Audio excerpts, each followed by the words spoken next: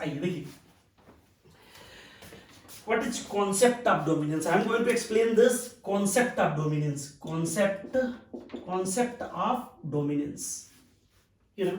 Let me explain one by one. बहुत basic बात करेंगे, फंडामेंटल बात करेंगे, आप चीजों को समझिए, एहसास करिए। हमने कहा ये डीएनए है,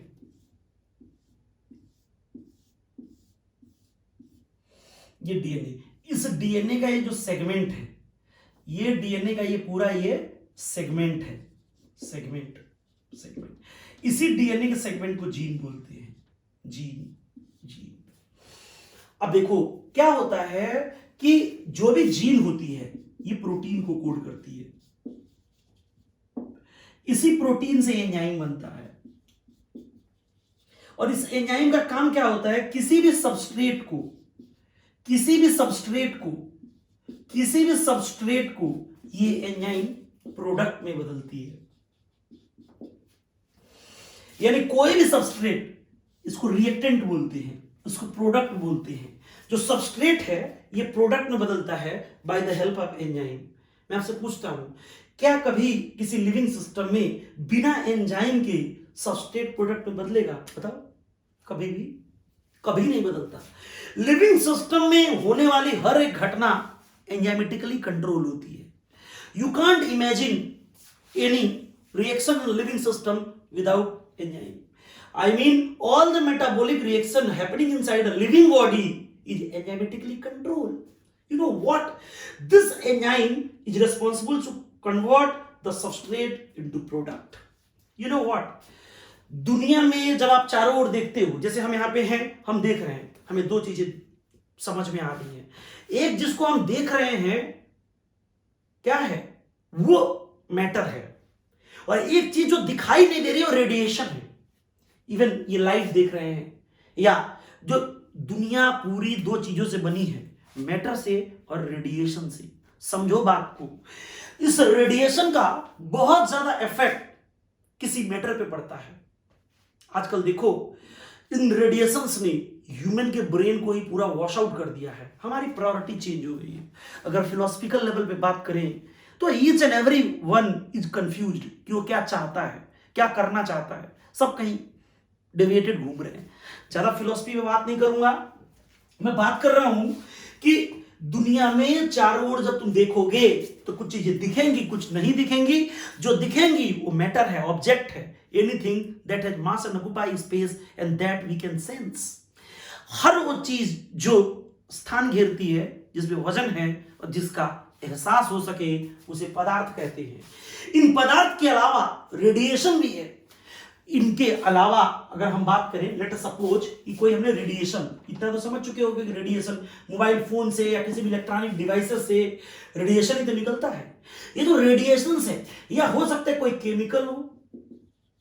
समझो, जैसे आपको पढ़ाया है मोनोसोडियम ग्लूटामेट, जो कि टेस्ट एनहांसर के रूप में हम मिलाते हैं।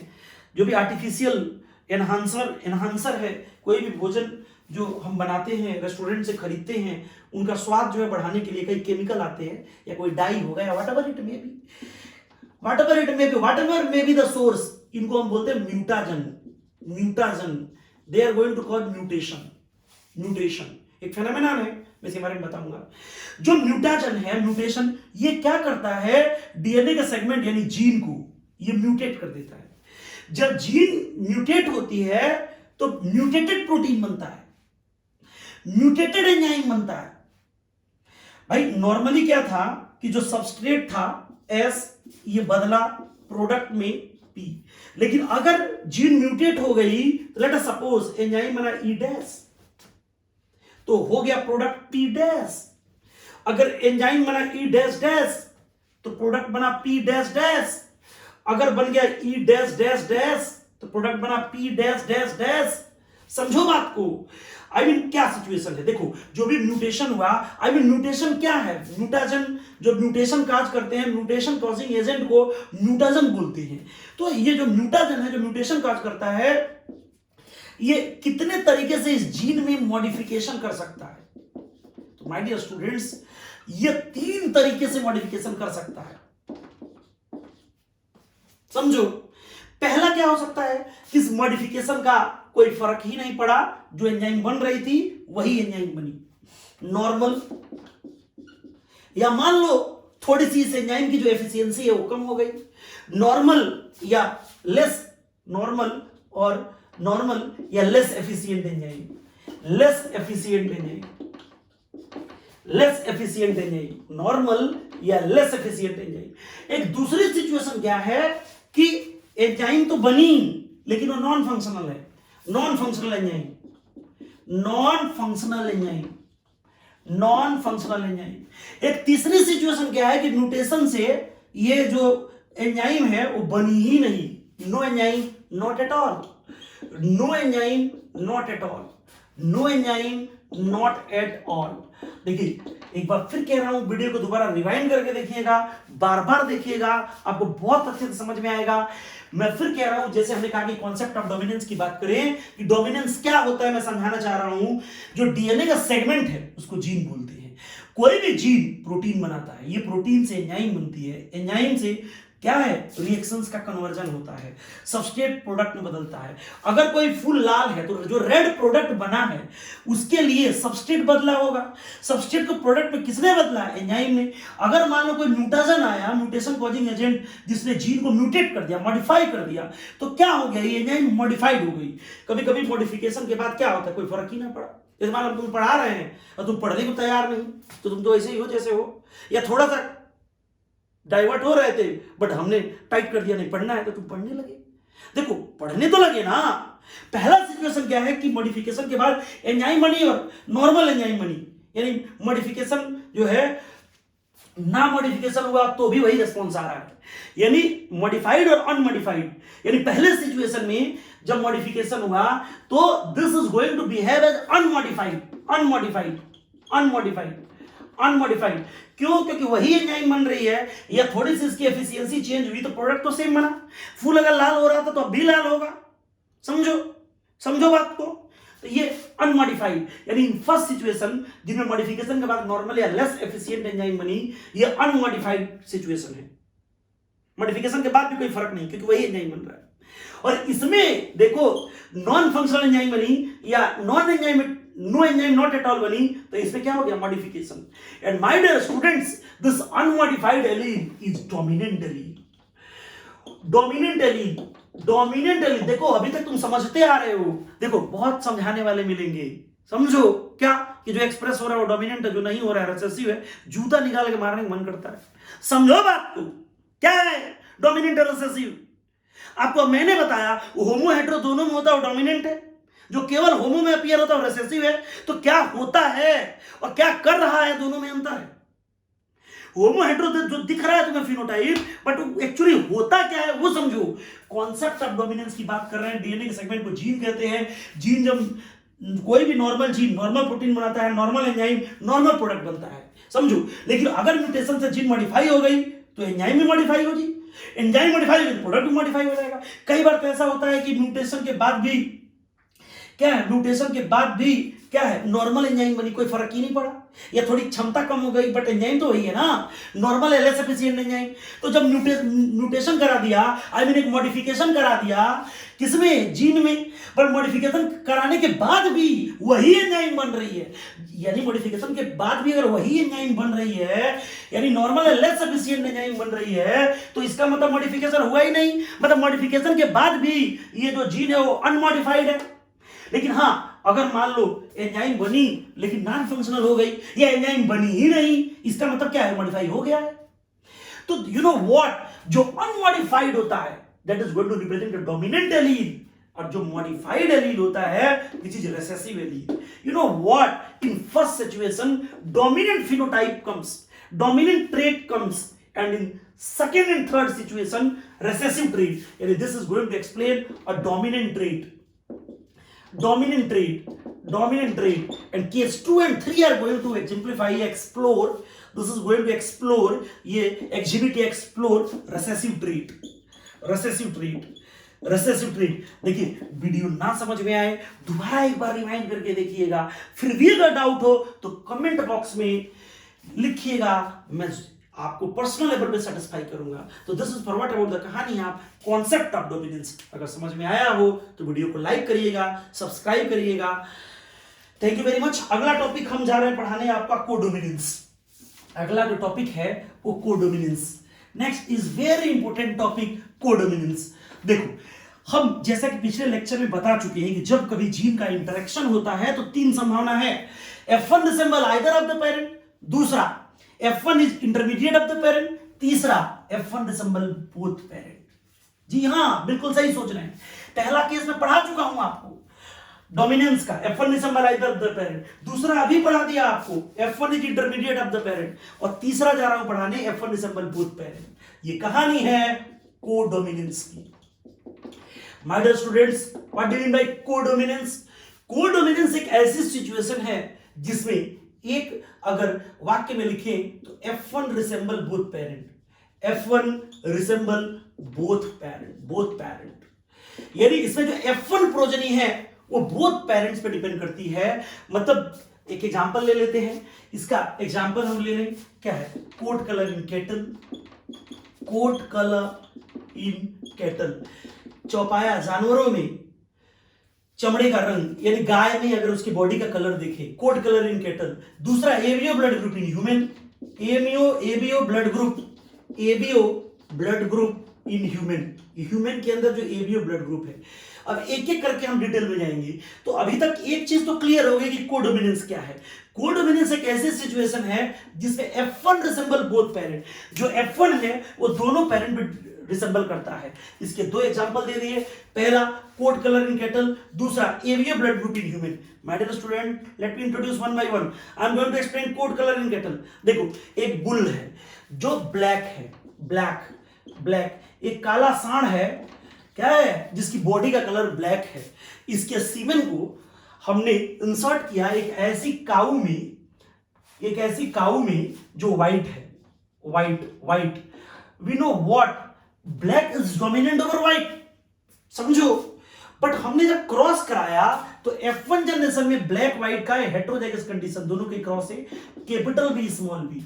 This is F1 generation. This is what parental generation. You know इसमें क्या हुआ कि पूरी बॉडी ब्लैक, व्हाइट पैच, या पूरी बॉडी व्हाइट, ब्लैक पैच, जिसको हम इंग्लिश में रोन कहते हैं।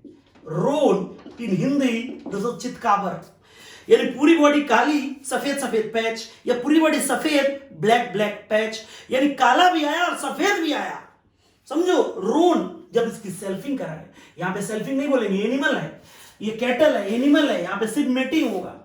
जब इसकी सिर्फ मेटिंग कराए तो सिर्फ मेटिंग के बाद आप देखोगे जो प्रोजेनी आई, heterozygous dominant, homozygous dominant, this is heterozygous dominant and this is homozygous recessive. My dear students, ये जो प्रोजेनी थी वो ब्लैक थी, ये जो प्रोजेनी थी वो रोन थी, और ये जो प्रोजेनी थी व्हाइट थी। My dear students, have a look, यानी इस सिचुएशन में एक ब्लैक, दो रोन, एक व्हाइट, 1:2:1। ये कहानी है जीनोटिपिक और फिनोटिपिक रेशियो। अगर हम बात करें जीनोटिपिक और फिनोटिपिक रेशियो को कि कहां, कोडोमिनेंस में भी, तो just like incomplete dominance, codominance में भी जीनोटिपिक और फिनोटिपिक दोनों रेशियो बराबर है, और ये 1:2:1 है। अगर नॉर्मल मेंडेलियन रेशियो से तुलना करें तो डेविएट हुआ है केवल फिनोटिपिक रेशियो, कहां से कहां, 3:1 से 1:2:1। But genotypic ratio normal Mendelian ratio, incomplete dominance में, कोडोमिनेंस में ऑलवेज एंड ऑलवेज 1:2:1 है।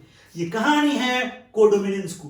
कोडोमिनेंस में ब्लैक कलर के बुल को अगर क्रॉस कराया व्हाइट कलर के काऊ से तो F1 प्रोजेनी 100% रोन आई। रोन की जब सिमेटिंग कराई तो 1 ब्लैक, 2 रोन, 1 व्हाइट, 1:2:1। ये आपका जीनोटिपिक और फिनोटिपिक दोनों रेशियो आया।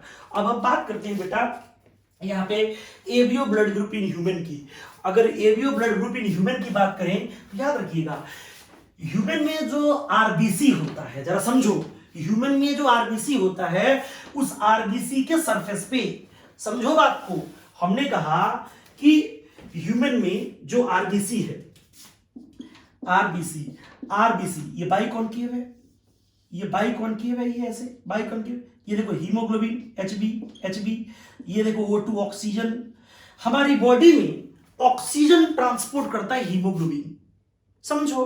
पोस्टमैन जैसे चिट्ठी बांटता है, समझो। आपको एनिमल फिजियोलॉजी में हमने बताया कि ऐसे समझो कि आरबीसी एक स्कूटी है, स्कूटी समझो।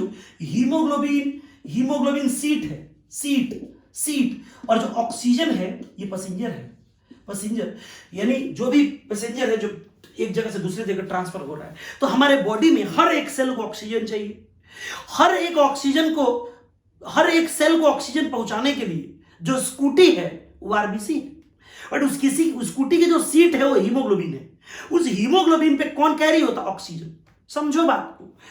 तुम्हें पता है इस आरबीसी के सरफेस पे, माय डियर स्टूडेंट्स, ये देखो आरबीसी के सरफेस पे, ये देखो ये क्या है? आरबीसी के सरफेस पे यहां पे होते हैं कुछ glycoprotein. And my dear students, ये जो ग्लाइकोप्रोटीन है ये बाहर निकले होते हैं, प्रोट्रूड माने बाहर निकले हुए, सतह से बाहर निकले हुए हैं, protrude from surface.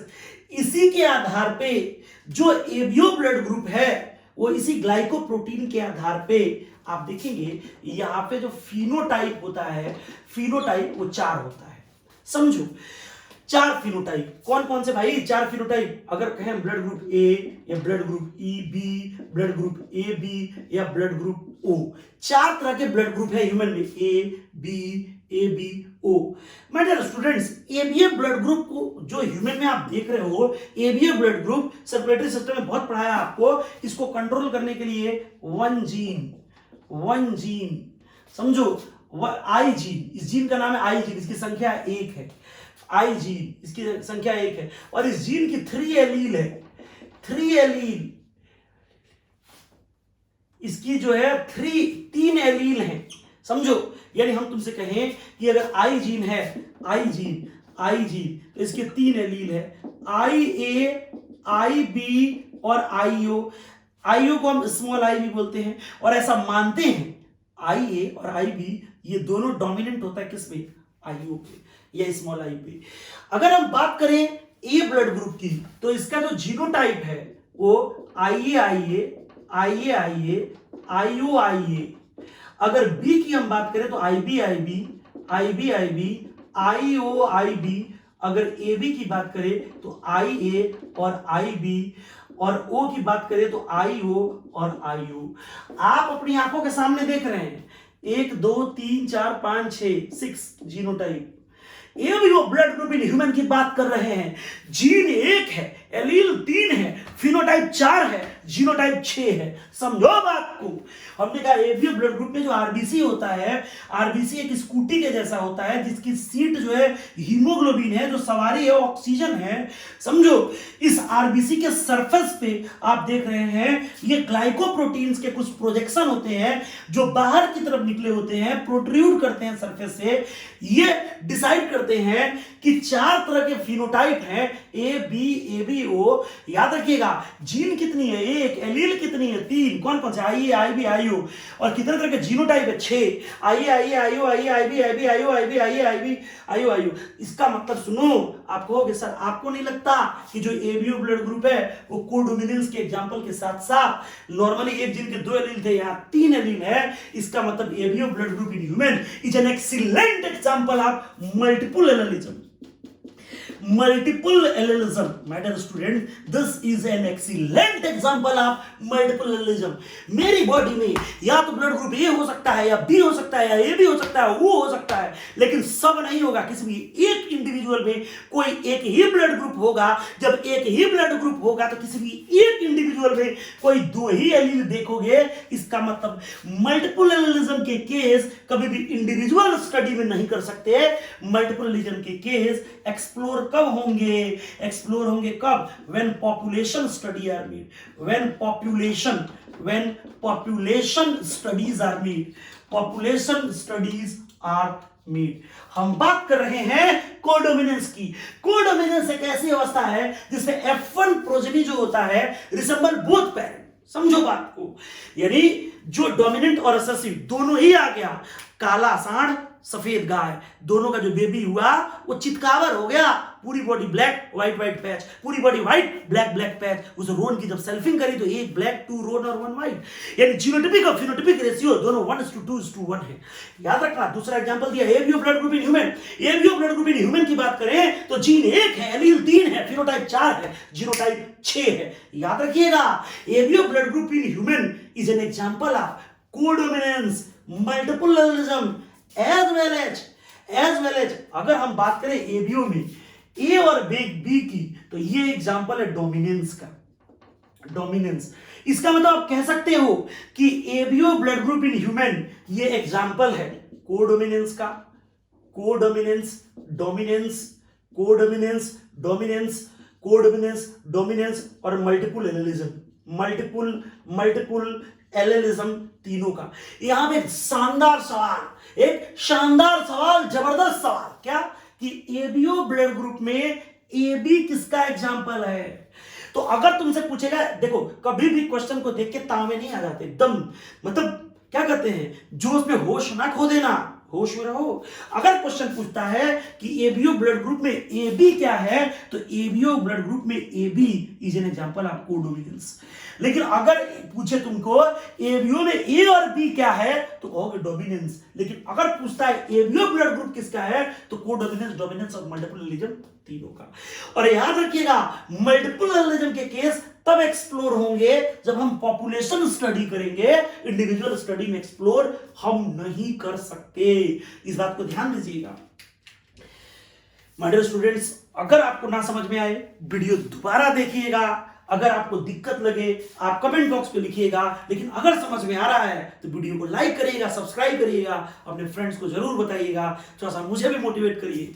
My dear students, बहुत बच्चे फोन कर रहे हैं कि सर वीडियो बनाओ, कुछ बच्चों को मोटिवेट करो। यार मोटिवेशन अंदर से होता है, मोटिवेशन बाहर से जो आता है ना वो फ्लक्चुएट करता है। ऐसे लोग केवल मोटिवेट होते हैं, जीवन में कुछ नहीं कर पाते।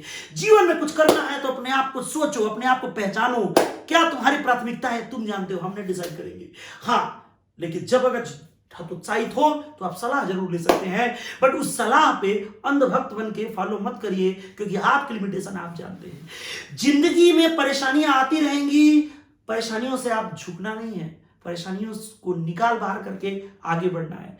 चाय पीते होंगे, गर्म चाय छान दिया जाए तो कुछ देर बाद उसे मलाई पड़ जाती है, और जब मलाई पड़ गई ऊपर तो उसको किनारे हटा देते, फिर चाय का मजा लेते हैं। दोस्तों, ये जिंदगी एक चाय है और एक मलाई परेशानियां हैं। अगर जितनी अच्छी जिंदगी होगी उतनी मलाइयां पड़ेंगी, जितना गर्म चाय होगा उतनी मोटी मलाई, पूर्वांचल में छाली बोलते हैं, ऊपर पड़ जाएगा।